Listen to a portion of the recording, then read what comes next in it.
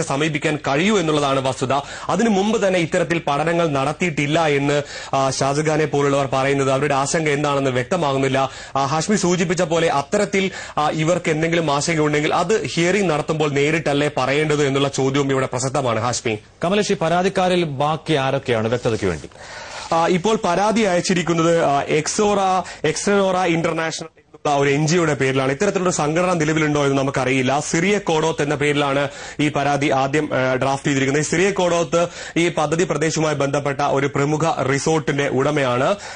മറ്റൊരാൾ സഞ്ജീവ് ഘോഷാണ്, formal additional director fisheries department. ഒന്ന് ഹോട്ടൽ ആൻഡ് റെസ്റ്റോറന്റ് അസോസിയേഷന്റെ തിരുവനന്തപുരം ജില്ലാ പ്രസിഡന്റ് സുധീഷാണ്. നാലാമത്തെ ആളാണ് സാമൂഹിക പ്രവർത്തകൻ എന്ന രീതിയിൽ വിഴിഞ്ഞത്തെ സാമൂഹ്യ പ്രവർത്തകൻ എന്ന പേരിൽ ഷാജഹാൻ. ഈ 4 പേരാണ് ഇപ്പോൾ പരാതി അയച്ചിട്ടുള്ളത്. ഈ പരാതിയിൽ പറഞ്ഞിരിക്കുന്നത് വളരെ വിശദമായ കാര്യമാണ്. ഈ ഹോട്ടലുകളെ ബാധിക്കും, റിസോർട്ടുകളെ ബാധിക്കും, അതോടൊപ്പം തന്നെ മത്സ്യത്തൊഴിലാളികളെ ബാധിക്കും, ആവാസ വ്യവസ്ഥയെ ബാധിക്കുന്ന വളരെ വിശദമായ കാര്യങ്ങൾ തന്നെയാണ്. ഒരു പഠനവും നടത്തിയിട്ടില്ല എന്നുള്ള കാര്യം ഇതിനകത്ത് സൂചിപ്പിക്കുന്നുണ്ട്. ഹാഷ്മി, തിരിച്ചു വരാം. കമലേഷ്, ഷാജഹാൻ IFCയുടെ പ്രതിനിധികൾ നേരത്തെ തിരുവനന്തപുരത്ത് എത്തിയിരുന്നു, നിങ്ങളുമായി ചർച്ചയും നടത്തിയിരുന്നു. എന്തൊക്കെ പരാതികളാണ് നിങ്ങൾ അവർക്ക് മുന്നിൽ ഉന്നയിച്ചത്? എന്താണ് അവർ മറുപടി നൽകിയത്? IFCയുടെ മുമ്പാകെ നമ്മൾ അവതരിപ്പിച്ചത് ഈ പറയുന്ന പാരിസ്ഥിതികമായ പ്രത്യാഘാതങ്ങളെക്കുറിച്ചും സാമൂഹികമായ പ്രത്യാഘാതങ്ങളെക്കുറിച്ചുമുള്ള വ്യക്തമായ ഒരു പഠനം നടത്താതെ ഈ പ്രോജക്റ്റുമായി മുന്നോട്ട് പോകാൻ പാടില്ല എന്നതാണ്. LNG റാമ്പോൾ ഞങ്ങൾ മനസ്സിലാക്കിയിടത്തോളം ഇതിനകം നടന്ന അവരുടെ ഇൻഫോർമൽ ആയിട്ടുള്ള ഡിസ്കഷൻസിൽ ഞാനും പങ്കെടുത്തതാണ്. എനിക്ക് മനസ്സിലായത് ഒരു പൂർവ്വനിർണീതമായ നിഗമനം അവർ നടത്തിയിട്ടുണ്ട്. ഒരു നിർണയത്തിന്റെ അടിസ്ഥാനത്തിൽ അവർ മുന്നോട്ട് പോവുകയാണ്. അവർ തന്നെ പറഞ്ഞത് ഇതിന് പാരിസ്ഥിതിക അനുമതി കിട്ടും, ഞങ്ങളെല്ലാം എല്ലാ കാര്യങ്ങളും ശരിയാക്കിയിട്ടുണ്ട് എന്ന രീതിയിൽ ജനറലായിട്ട് പറയുകയും ഞങ്ങൾ ഉന്നയിച്ച ഒരു ചോദ്യത്തിനും തൃപ്തികരമായ മറുപടി പറയാതിരിക്കുകയും വളരെ നിഗൂഢമായ രീതിയിലുള്ള മറുപടി അവർ പറയുകയും ചെയ്തു. ക്രൂയിസ് കപ്പൽ അടക്കമുള്ള പദ്ധതികളാണ് വിഴിഞ്ഞത്തേക്ക് എത്തുന്നത്. ഒരുപക്ഷെ ടൂറിസ്റ്റെ തകർക്കുമെന്നുള്ള വാദത്തിന് അത്ര പ്രസക്തിയില്ല. ഈ പദ്ധതിയെ നേരത്തെ എതിർത്ത നമ്മുടെ ചീഫ് സെക്രട്ടറി ജോസ് സിറേക്കിന്റെ ബന്ധു സിറിയ കോഡോത്ത് താങ്കളുടെ പരാതിക്കാരുടെ ഗണത്തിൽ ഒരാളാവുന്നു. ടൈംസ് നൗവിലടക്കം ദേശീയ മാധ്യമങ്ങളിൽ വളരെ നേരത്തെ ക്യാമ്പയിനായി വിഴിഞ്ഞത്തിനെതിരെ വാർത്തകൾ വരുന്നു. ഇത് തികച്ചും ജെന്യുവിനായിട്ടുള്ള കാരണങ്ങളാണെന്ന് കരുതാൻ ബുദ്ധിമുട്ടുണ്ട് ശ്രീ ഷാജഹാൻ. ഹാഷ്മി, ഇത് ക്രൂയിസ് കപ്പലിന്റെ കാര്യം വളരെ അപഹാസ്യമാണ്. കാരണം നമുക്ക് ഇന്റർനാഷണൽ ട്രാൻസ്ഷിപ്പ് കണ്ടെയ്നർ ടെർമിനൽ ട്രാൻസ്ഷിപ്മെന്റ് ആണ് വരുന്നത്. പക്ഷെ അവിടെ അവസാനം അവർ എന്തിനാണ് ഈ ക്രൂയിസ് ടെർമിനലിന്റെ കാര്യം പറയുന്നത്? വാസ്തവത്തിൽ എന്താണോ യഥാർത്ഥത്തിൽ ഈ പ്രോജക്ട് കൊണ്ട് ഉദ്ദേശിക്കുന്നത്, ഈ ഇന്റർനാഷണൽ തുറമുഖം കൊണ്ട് ഉദ്ദേശിക്കുന്നത്, അതിന്റെ വയബിലിറ്റിയെ സംബന്ധിക്കുന്ന ചോദ്യം ഉണ്ടായപ്പോഴാണ് ഈ ക്രൂയിസ് ടെർമിനലിന്റെ പ്രശ്നം അവർ ഉന്നയിക്കുന്നത്. ആദ്യ സമയത്തൊന്നും അങ്ങനത്തെ ക്വസ്റ്റ്യൻ ഉണ്ടായിട്ടില്ല, നമ്മളത് മനസ്സിലാക്കണം. അപ്പോ അതുകൊണ്ട് തന്നെ ഇവർ സുതാര്യമായ വ്യക്തമായ ഒരു പ്രോജക്ട് തയ്യാറാക്കപ്പെട്ടിട്ടില്ല. ആദ്യം ഒരു പ്രോജക്ട് തയ്യാറാക്കട്ടെ, നമ്പർ 1. നമ്പർ 2, ഓപ്പറേഷണൽ ഏജൻസി പോലും ഇപ്പോൾ ഇല്ല, വന്നിട്ടില്ല. ആദ്യം വന്നവരെല്ലാം പോയിരിക്കുകയാണ്. അതും അതിന്റെ മറ്റൊരു ലെവലിൽ വരേണ്ട കാര്യമാണ്. ശ്രീ വിജയകുമാർ തുടരുന്നു. ശ്രീ വിജയകുമാർ, IFCയുടെ ആദ്യ പ്രതിനിധി സംഘം കേരളത്തിലെത്തിയിരിക്കുന്നു, ഓംബുഡ്സ്മാൻ എത്തിയിരിക്കുന്നു. ഞാൻ നേരത്തെ പറഞ്ഞതുപോലെ ഇവർക്ക് ഓംബുഡ്സ്മാൻ ഏതെങ്കിലും തരത്തിൽ സ്വാധീനിച്ചാൽ സുപ്രീം കോടതിയിലടക്കം ഒരു എഡ്ജുണ്ടാക്കാൻ കഴിയും ഈ ഒരു സന്ദർശനത്തിലൂടെ.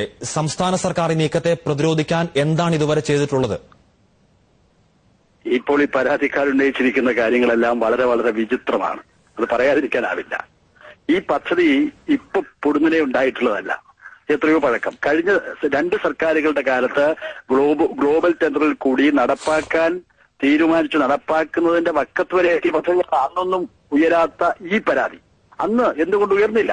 അന്നൊന്നും ഉയരാത്ത ഈ പരാതി ആദ്യമായിട്ടാണ് ഇത്തരത്തിലൊരു പരാതി വന്നിരിക്കുന്നത്. അതിന്റെ പിന്നിൽ ഒരു ഗൂഢമായ നീക്കമുണ്ടെന്ന് വളരെ പ്രകടമായി തന്നെ നമുക്ക് പറയാൻ സാധിക്കും. എന്തൊക്കെ ന്യായീകരണങ്ങൾ പറഞ്ഞാലും ഇതൊരിക്കലും ഈ ടൂറിസത്തെ ശക്തിപ്പെടുത്തുകയാണ് വിഴിഞ്ഞം പദ്ധതി എന്ന് പറയുന്നത്. വിഴിഞ്ഞത്തിന്റെ സാധ്യത എന്ന് പറഞ്ഞാൽ ലോകത്ത് ഇപ്പോൾ ചൈനയിലെ ഷാങ്ഹായ് പോർട്ടിന് തുല്യമായിട്ട് വളർന്നു വരാൻ സാധ്യതയുള്ള ഒരു തുറമുഖമാണ് വിഴിഞ്ഞം. ടൂറിസത്തിന്റെയും കേരളത്തിന്റെ വികസനത്തെയും വലിയ തോതിൽ ഒരു കുതിച്ചുചാട്ടത്തിന് സാധ്യതയുള്ള ഒരു പദ്ധതിയാണ് വിഴിഞ്ഞം പദ്ധതി എന്ന് പറയുന്നത്. അവിടുത്തെ ആവാസ വ്യവസ്ഥയെ ഒരിക്കലും ബാധിക്കുന്ന പ്രശ്നമില്ല. ഈ പഠനങ്ങളെല്ലാം തന്നെ ഇത് 2 തവണ, ഒരു തവണയല്ല 2 തവണ ഈ പഠനങ്ങൾ നടത്തിക്കഴിഞ്ഞതാണ്. പക്ഷെ ഇനിയും പരാതി ഉണ്ടെങ്കിൽ കേൾക്കാൻ തയ്യാറാണ്. ആ രൂപത്തിൽ പോകാതെ പിൻവാതിൽ കൂടി വളരെ ആസൂത്രിതമായിട്ട് ഈ പദ്ധതിയെ അട്ടിമറിക്കാൻ തീർച്ചയായും വ്യക്തമാണ്. വളരെ നന്ദി ശ്രീ വിജയകുമാർ. ശ്രീ ജോർജ് മെഴ്സിയർ മുൻ MLA ചേരുന്നു. ശ്രീ ജോർജ് മെഴ്സിയർ, ഈ പദ്ധതി ആദ്യം മുതൽ തന്നെ എതിർത്ത നമ്മുടെ ചീഫ് സെക്രട്ടറിയുടെ ബന്ധു സിറിയ കോഡോത്ത് ഈ പരാതിക്കാരിൽ ഒരാളാവുന്നു. ദേശീയ മാധ്യമങ്ങളടക്കം വിഴിഞ്ഞം തുറമുഖത്തിനെതിരായ വാർത്തകൾ കഴിഞ്ഞ കുറച്ചു നാളായി വന്നുകൊണ്ടിരിക്കുന്നു. IFCയുടെ ഓംബുഡ്സ്മാൻ കേരളത്തിലേക്ക് എത്തുന്നു. IFCയുടെ പ്രതിനിധി സംഘം ഇവിടെ എത്തി വളരെ രഹസ്യമായി ചർച്ചകൾ നടത്തി മടങ്ങിപ്പോവുകയും ചെയ്തു. താങ്കൾ കരുതുന്നത് ഈ ഗൂഢാലോചനയുടെ വേരുകൾ എവിടെ വരെ നീളുന്നു എന്നുള്ളതാണ്? അല്ല, വിജയകുമാർ പറഞ്ഞു നിർത്തിയിടത്തുനിന്ന് ഞാൻ പറയാം. പറയൂ ശ്രീ ജോർജ് മെഴ്സിയർ. വിജയകുമാർ പറഞ്ഞത് ഈ പരാതികളൊന്നും പുതിയതല്ല. ഇത് കഴിഞ്ഞ 2 സർക്കാരിന്റെ കാലത്ത് ഈ പദ്ധതിയെക്കുറിച്ച് പദ്ധതി നടപ്പിലാക്കാനുള്ള തുടങ്ങുമ്പോൾ അന്നൊന്നും ഇല്ലാത്ത പരാതി എങ്ങനെ ഇന്നുണ്ടായി എന്നുള്ളതാണ്. അതിന്റെ വ്യക്തമായ ഒരു ചിത്രം എന്ന് പറയുന്നത് ഈ കഴിഞ്ഞ സർക്കാരിന്റെ LDF സർക്കാരിന്റെ കാലഘട്ടത്തില് നേരത്തെ നമ്മുടെ SUCIയുടെ നേതാവ് പറഞ്ഞതുപോലെ വ്യാപകം MP ജയകുമാർ മന്ത്രിയായിരിക്കുമ്പോൾ വ്യാപകമായ തോതിൽ 10,000-കണക്കിന് ആളുകളെ കുടിയൊഴിപ്പിച്ചുകൊണ്ടുള്ള ഒരു പദ്ധതിക്ക് ഒരു ഭൂമാഫിയയുടെ ഏർപ്പാടിന് വേണ്ടി ശ്രീ MP ജയകുമാറും ശ്രീ MP ജയകുമാറിന്റെ പാർട്ടിയും അടക്കമുള്ള ആളുകൾ ശ്രമിച്ചു. അന്ന് അതിനെ അതിശക്തമായ ഒരു ജനകീയ പ്രക്ഷോഭണത്തിലൂടെ ആ സർക്കാരിന്റെ നീക്കത്തെ എതിർത്ത് തോൽപ്പിക്കാൻ നേതൃത്വം കൊടുത്ത ഒരാളാണ് അന്നത്തെ MLA എന്നുള്ള നിലയ്ക്ക് എനിക്ക് കഴിഞ്ഞത്. പക്ഷെ അത് കഴിഞ്ഞ് വളരെ വിലക്കുറവായ ഭൂമി സർക്കാർ അക്വിസിഷൻ നടപടിയല്ല, അത് സർക്കാരിന് ഭൂമി വിൽക്കുന്ന അന്ന് നിലവിലുള്ള ഭൂമിയുടെ 10 ഇരട്ടിയോളം വില ഞാൻ കൂടി വളരെ ശക്തമായി ഇടപെട്ട് ജനങ്ങൾക്ക് വാങ്ങിക്കൊടുക്കുക ചെയ്തത്. അപ്പൊ ഇപ്പോ ഏകദേശം 90% ഭൂമി ഈ VISL എന്ന് പറയുന്ന കമ്പനിയുടെ കൈക്കൽ ഇപ്പൊ വന്നിട്ടുണ്ട്. അപ്പൊ കഴിഞ്ഞ സർക്കാരിന്റെ കാലത്ത് ഈ പദ്ധതിക്ക് വേണ്ടി നീക്കം നടത്തുന്നു എന്ന് പറഞ്ഞിരുന്നുവെങ്കിലും അത്യാവശ്യം വേണ്ടുന്ന ഒരു കാര്യങ്ങളും അന്നത്തെ സർക്കാർ ചെയ്തിരുന്നില്ല. ഉദാഹരണത്തിന് അന്നത്തെ 2000 ആ ഒരു കാലഘട്ടത്തിൽ ബഡ്ജറ്റ് ആകെ കൊടുത്തിരുന്ന 207 കോടി രൂപയാണ്. അതിന് LDF സർക്കാർ ചെലവഴിച്ചത് വെറും 88 കോടി രൂപയാണ്. ഇപ്പോഴോ ഒരുപക്ഷെ അത് മറ്റൊരു ചർച്ച. ശ്രീ ജോർജ് മെഴ്സിയർ, ഇപ്പോൾ നടക്കുന്ന ചർച്ച ഏഷ്യൻ കൺസൾട്ടിംഗ് എഞ്ചിനീയേഴ്സും INT റാംബോളും പരിസ്ഥിതി പഠനവും സാമൂഹിക പഠനവും പൂർത്തിയായി കഴിഞ്ഞിരിക്കുന്നു. തീർച്ചയായും അവർ പറയുന്നത് ജനങ്ങളുടെ ആശങ്കകൾ ദൂരീകരിച്ച ശേഷം മാത്രമേ ഈ റിപ്പോർട്ട് കേന്ദ്രത്തിന് സമർപ്പിക്കൂ എന്നുള്ളതാണ്.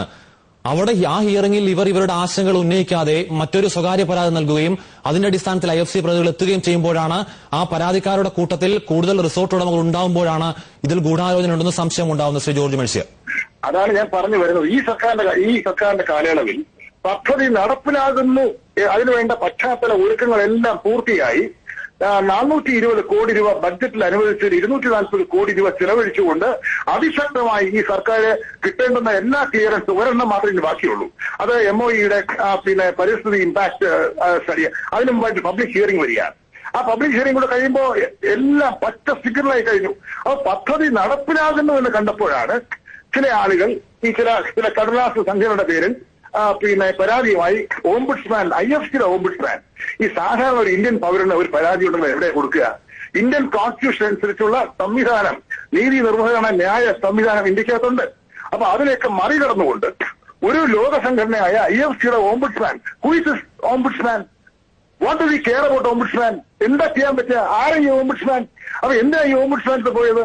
അത് വളരെ ബോധപൂർവം ഇന്ത്യയിലെ നീതിന്യായ വ്യവസ്ഥയെല്ലാം കടത്തിവെട്ടിക്കൊണ്ട് ഒരു വിദേശ സംഘടനയുടെ ഓംബുഡ്സ്മാൻ ഇവർ പോകണമെങ്കിൽ ഇവരെ ഞാൻ വിശേഷിപ്പിക്കാൻ കഴിയുന്നത് ഇവർ ചാരന്മാരാണ് എന്നാണ്.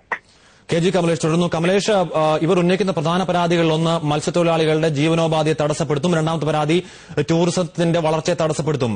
അങ്ങനെയാണെങ്കിൽ ആദ്യം പരാതി നൽകേണ്ടത് മത്സ്യത്തൊഴിലാളികളാണ്. ഏതെങ്കിലും മത്സ്യത്തൊഴിലാളി സംഘടനകൾ പദ്ധതിക്കെതിരെ ഈ കൂട്ടത്തിൽ പരാതിയുമായി വന്നിട്ടുണ്ടോ? തന്നെയാണ് ഹാഷ്മി ഏറ്റവും ശ്രദ്ധേയമായ കാര്യം. ഈ പരാതി അയച്ചതിൽ ഒരു മത്സ്യത്തൊഴിലാളി പോലുമില്ല. വിഴിഞ്ഞ സ്വദേശി എന്നുള്ള രീതിയിൽ പരാതി അയച്ചതിൽ മത്സ്യത്തൊഴിലാളികളോ മത്സ്യത്തൊഴിലാളികളെ പ്രതിനിധീകരിക്കുന്ന ഒരുപാട് സംഘടനകളുണ്ട്. അവരാരും തന്നെ ഈ പ്രശ്നത്തിൽ ഇടപെട്ടിട്ടില്ല. അവരാരും തന്നെ ഈ പരാതിയിൽ ഒപ്പിട്ടിട്ടില്ല. അവർക്ക് പരാതി ഇതുവരെ ആരും പരാതി കൊടുക്കാൻ മുന്നോട്ട് വന്നിട്ടില്ല എന്നതാണ് ഏറ്റവും ശ്രദ്ധേയമായ കാര്യം. അതുകൊണ്ട് തന്നെയാണ് മത്സ്യത്തൊഴിലാളികളുടെ പ്രശ്നം, ഞങ്ങളുടെ പ്രശ്നം, ജനങ്ങളുടെ പ്രശ്നം, കോവളം തകരാൻ പോകുന്നു, ബീച്ച് തകരാൻ പോകുന്നു എന്നുള്ള രീതിയിൽ മത്സ്യമേഖലയെ ബാധിക്കുന്ന രീതിയിൽ പരാതി കൊടുക്കുന്നത് മറ്റു ചിലരാണ്, ചില സാമൂഹിക സംഘടനകളാണ്, റിസോർട്ട് ലോബികളാണ് മത്സ്യത്തൊഴിലാളിയുടെ പേരിൽ എന്നുള്ളതാണ് ഏറ്റവും ശ്രദ്ധേയമായ കാര്യം. അത്തരത്തിലുള്ള ആളുകൾ, മത്സ്യത്തൊഴിലാളികളോ സംഘടനകളോ ആരും തന്നെ ഇത്തരത്തിൽ പരാതി കൊടുക്കാൻ വന്നിട്ടില്ല. ചിലർ നേരത്തെ തന്നെ ചില സംശയങ്ങൾ ഉന്നയിച്ച സമയത്ത് അത് ഹിയറിംഗിൽ പൊതുജനങ്ങളിൽ നിന്ന് നേരിട്ട് ഹിയറിംഗ് നടത്തുമെന്ന് വിഴിഞ്ഞം സീപോർട്ട് ലിമിറ്റഡ് തന്നെ പറയുകയായിരുന്നു. മാഫിയയുടെ കാര്യം ഇവിടെ ഷാജർ ഖാൻ സൂചിപ്പിക്കുകയുണ്ടായി. പക്ഷേ 45 കുടുംബങ്ങളെ ഇപ്പോൾ പുനരധിവസിച്ചു കഴിഞ്ഞു. ഒരു പരാതിയും ഇതുവരെ ഇതിനെക്കുറിച്ച്, പുനരധിവാസത്തെക്കുറിച്ചോ സ്ഥലമോ വീടോ നൽകിയതിനെക്കുറിച്ചോ ഈ അടുത്ത കാലത്ത് ഉയർന്നിട്ടില്ല എന്നുള്ളതും ഏറ്റവും ശ്രദ്ധേയമായ കാര്യം തന്നെയാണ്. കമലേഷ്, ഷാജർ ഖാൻ തുടർന്ന് പ്രതീക്ഷിക്കുന്നതിന് മുമ്പ് കോവളം MLA ശ്രീമതി ജമീല പ്രകാശം ചേരുന്നു. ശ്രീമതി ജമീല പ്രകാശം, തികച്ചും സംശയാസ്പദമായ ഒരു ഗ്രൂപ്പ് IFCക്ക് പരാതി നൽകുന്നു. അവരുടെ പ്രതിനിധി സംഘം കേരളത്തിലേക്ക് എത്തി രഹസ്യമായി ചർച്ച നടത്തി മടങ്ങുന്നു. ഓംബുഡ്സ്മാൻ വരാൻ പോകുന്നു. ഇതിൽ യഥാർത്ഥത്തിൽ പരാതിപ്പെടേണ്ടവർ, അവരുടെ പ്രശ്നമാണെങ്കിൽ പരാതിപ്പെടേണ്ടവർ മത്സ്യത്തൊഴിലാളികളാണ്. വളരെ സജീവമായി ക്രിയാത്മകമായി ഇക്കാര്യത്തിൽ പ്രതികരിക്കുന്ന ഒരു മത്സ്യത്തൊഴിലാളി സംഘടന പോലും പദ്ധതിക്കെതിരെ ഇതുവരെയും രംഗത്ത് വന്നിട്ടുമില്ല. എത്രത്തോളം വലുതാണ് ഗൂഢാലോചന? ഈ ഗൂഢാലോചന എന്ന് പറയുന്നത് നമ്മൾ അതിനെ ഈ വിഴിഞ്ഞം കേന്ദ്രീകരിച്ചിട്ടുള്ള ആരെങ്കിലും കൊടുക്കുന്ന ഒരു ഗൂഢാലോചനയായി കാണരുതെന്നാണ് എനിക്ക് ആദ്യമേ പറയാനുള്ളത്. കാരണം ഇന്ത്യയിൽ തന്നെയുള്ള മറ്റ് തുറമുഖങ്ങളില് ആയിരക്കണക്കിന് കോടി രൂപ ഇൻവെസ്റ്റ് ചെയ്തിട്ട് നിൽക്കുന്ന പല ഗ്രൂപ്പുകളുമുണ്ട്. അവിടത്തെ ഭാവി വികസനം അതിന്റെ ചുവട് പിടിച്ചുകൊണ്ട് സ്വന്തം പദ്ധതികൾ ആസൂത്രണം ചെയ്യുന്ന കമ്പനികളുണ്ട്. അതിനേക്കാളും ഒക്കെ പുറത്തായിട്ട് പിന്നെയും നമുക്ക് നേരിടേണ്ടി വരുന്ന മറ്റൊരു ഗൂഢാലോചന അന്താരാഷ്ട്ര തുറമുഖ ലോബികളുടേതാണ്. നേരത്തെ സഖാവ് വിജയകുമാർ പറഞ്ഞതുപോലെ ഈ നമുക്ക് ഷാങ്ഹായ് തുറമുഖത്തിനോടും ശ്രീലങ്കയിലെ കൊളംബോ തുറമുഖത്തിനോടും ഒക്കെ കിടപിടിച്ചുകൊണ്ട് അതിനെയൊക്കെ ഒരുപക്ഷെ മറികടക്കാനായിട്ടുള്ള സാധ്യതകളുള്ള ഒരു തുറമുഖമാണ് നിർമ്മിക്കാനുള്ള അവസരമാണ് നമുക്ക് വിഴിഞ്ഞത്തുള്ളത്. ഇത്രത്തോളം ആഴക്കടല് പ്രകൃതിദത്തമായിട്ടുള്ള ഈ തുറമുഖത്തെ പറ്റിയുള്ള സ്വപ്നം ശരിയായ രീതിയിൽ സ്വതന്ത്ര ഭാരതത്തിലെ ജനങ്ങൾ കാണാൻ തുടങ്ങിയത് 60കളുടെ ആദ്യം തൊട്ടാണ്. അന്നൊന്നും നമ്മളിത് കേട്ടില്ലല്ലോ. സാമൂഹ്യ സംഘടനകളുടെ കാര്യവും റിസോർട്ടിന്റെയും ടൂറിസത്തിന്റെയും കാര്യവും. ശ്രീ ജമീല പ്രകാശ്, അപ്പോൾ ഇടപെടേണ്ടത് സർക്കാരാണ്. IMF-മായി ബന്ധമുള്ള IFCയുടെ ഓംബുഡ്സ്മാൻ കേരളത്തിലേക്ക് എത്താൻ പോകുന്നു. ഏതെങ്കിലും തരത്തിൽ ഓംബുഡ്സ്മാൻ സ്വാധീനിക്കപ്പെട്ടാൽ ഹൈക്കോടതിയിലടക്കം സുപ്രീം കോടതിയിലടക്കം ഈ പറയുന്ന പരാതിക്കാർക്ക് അവർ ആരെ പ്രതിദാനം ചെയ്യുന്നവരാകട്ടെ, ഇത്തരത്തിലുള്ള പരാതിക്കാർക്ക് ഹൈക്കോടതിയിലും സുപ്രീം കോടതിയിൽ പോലും ജഡ്ജുണ്ടാകുന്ന ഒരു പരാമർശം ഓംബുഡ്സ്മാന്റെ ഭാഗത്തുനിന്ന് ഉണ്ടായാൽ അത് ഈ വിഴിഞ്ഞം പദ്ധതിയെ വല്ലാതെ നീട്ടും. എന്താണ് സംസ്ഥാന സർക്കാരിന് ഇക്കാര്യത്തിൽ ചെയ്യാനുള്ളത് ശ്രീമതി ജമീല പ്രകാശ്? സംസ്ഥാന സർക്കാരിനും ഇതിൽ ചില അജണ്ടകൾ ഉണ്ടെന്ന് നമുക്ക് സംശയിക്കേണ്ടിയിരിക്കുന്നു. കാര്യം ഞാൻ MLA ആയ ഉടനെ അന്ന് തന്നെ ഒരു ആഴ്ചകൾക്കകം തന്നെ ശ്രീ ജയറാം രമേശ് അന്നത്തെ കേന്ദ്ര പരിസ്ഥിതി വകുപ്പ് മന്ത്രി ഇവിടെ വന്നിരുന്നു. അപ്പൊ അന്ന് അദ്ദേഹം പറയുന്നത് 9 മാസം നീണ്ടു നിൽക്കുന്ന 3 സീസണുകൾ വളരെ സൂക്ഷിച്ച് നോക്കി നടത്തുന്ന ഒരു പരിസ്ഥിതി പഠനമാണ് ഇവിടെ നടത്താൻ പോകുന്നത്. 3 സീസൺ കഴിഞ്ഞു. ഇപ്പോ മന്ത്രിസഭയൊക്കെ അധികാരത്തിൽ വന്നിട്ട് 1.5 വർഷം ഇവിടെ കഴിഞ്ഞിരിക്കുകയാണ്. എന്തുകൊണ്ട് ഈ പരിസ്ഥിതി പഠനം തീരുന്നില്ല? ഈ ഏഷ്യൻ കൺസൾട്ടൻസുകാരും ഈ LNG റാംബോൾ ഗ്രൂപ്പും ഒക്കെ അന്ന് തന്നെ അപ്പോയിന്റഡ് ആയിട്ടുള്ള ആളുകളാണ്.